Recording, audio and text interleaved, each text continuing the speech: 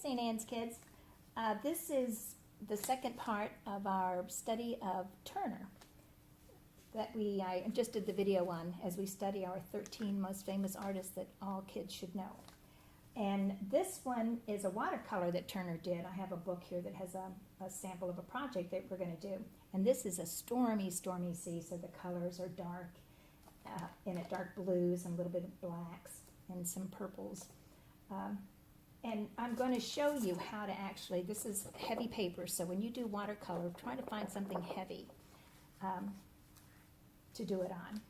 And we're going to start off, and we're going to do the sea choppy. So I'm going to draw a line that is, I don't know if you can see that very well.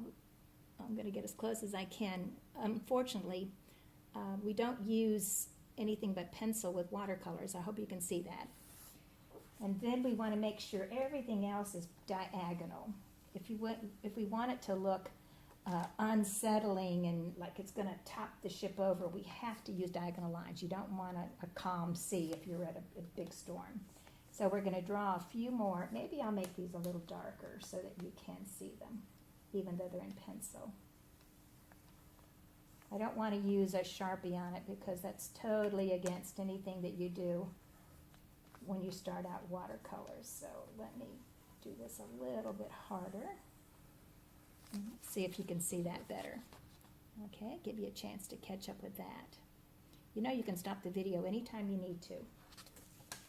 And I'm going to have a heavy cloud coming on each side over here. So it kind of like frames the picture. There'll be another cloud here. And then one here. All right. So that's all the lines I'm going to do. Then we're going to draw a ship.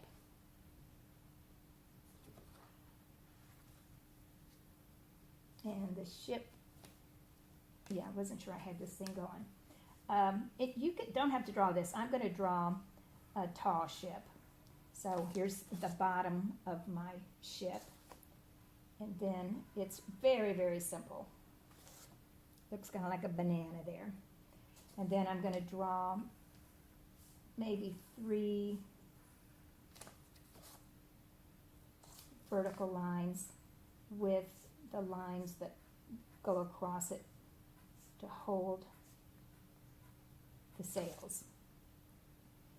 Maybe I'll put a little person in here. It looks pretty big there. And a few lines that show that help brace and show where the sails would have been. And that's all I'm going to draw right now. We're going to use a black crayon to color in the ship. Okay. And you can see my ship does not look like it's even touching the water. He's kind of tossed up into the air there. So I'm pressing really, really hard on this black crayon. And I'm going to go over every single line with the boat, nothing else, with this black crayon.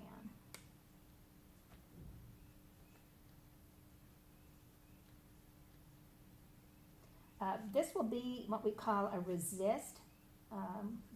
Most of you have done this. When you put watercolor over a waxy crayon, or it could even be a oil pastel, it doesn't stick, and so it resists. That's why I call it a watercolor resist. So now we're ready to start our painting. Okay, everybody with me here?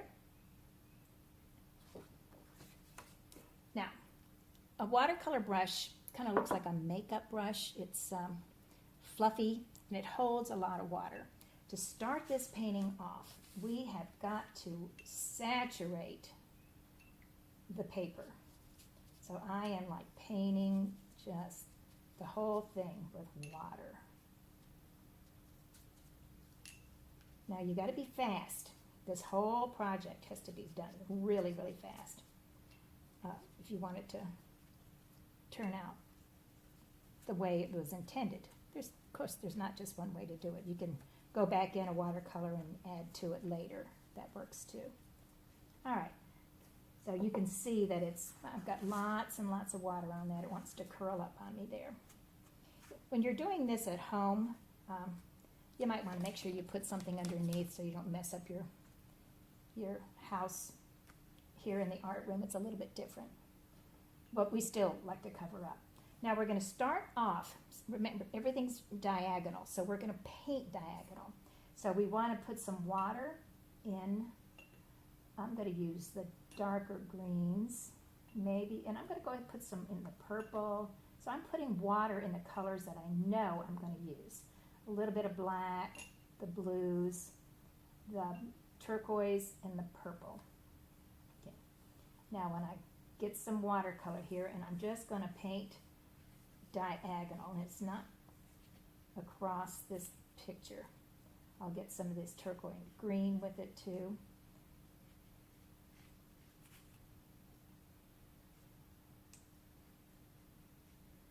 Now if you didn't put enough water on your paint and it gets where there's not any water floating on it, you need to add a little bit more to it. It looks better if you do that. Also, if you already started painting, you need to make sure you've got salt. We're going to be using salt on this. Like you see, this is super, super fast. Right after we do this, we want a darker blue. So I'm going to put a little bit of purple up here in my palette lid with my blues and make it super dark. Now I want it to be really dark right under here where the boat is. So I'm going to go right under there and put some dark, dark, dark blues and purples under there. See? Don't paint too much. Remember, we got to get all this done before it dries. And then everywhere that I have painted, that I have a line that I drew, I'm going to go in here and paint underneath that and kind of accentuate where that line is.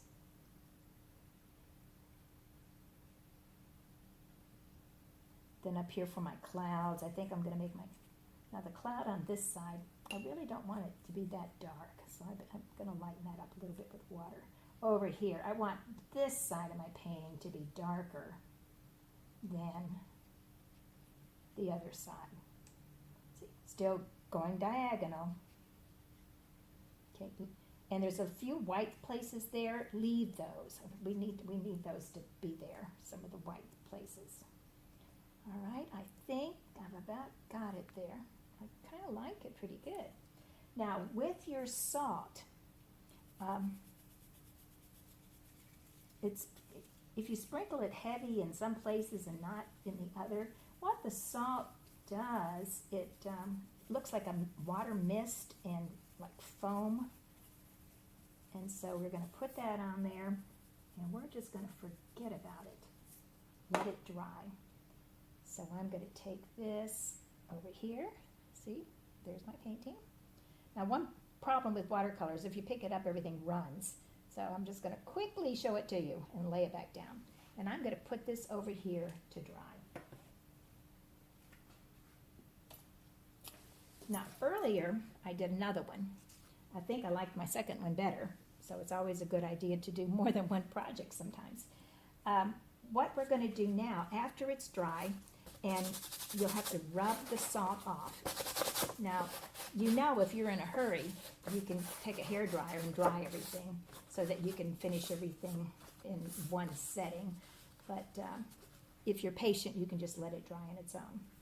So the next thing we're going to do is we're going to take some white. It can be white chalk. This is a white pastel. I'm not sure which one's going to work better, so I have both of them here. And we're going to add some, like especially if you got a little bit of salt left on it there, if you go over where that salt is, it really looks like the misty water. In fact, I really like that look. So anywhere I've got a big patch of salt, I'm going to kind of go over it so I can you see that? And then I'm going to draw some places that are going to be like the water foaming up.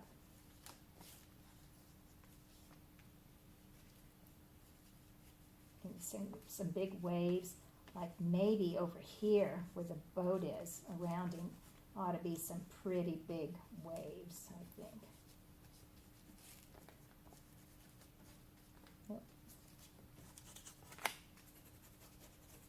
I'm just using the side of it there. What I think I'm going to do is I want it to look like there's rain coming down here. So I'm going to just come out here with, again, diagonals, but they're going in the opposite direction, and drawing some lines that look like water streaks of rain coming down from the sky there. And don't get too carried away with it there. And then if you want to go back over and look at it and see if you need to make some places a little bit darker.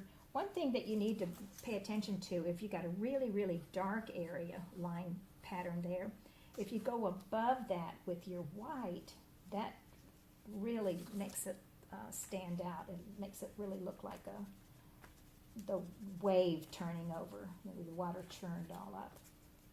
So think about where you put it. Okay, and that's what our finished project will look like. So I hope you had fun doing our J.M.W. Turner painting. Thank you. I'll see you next week.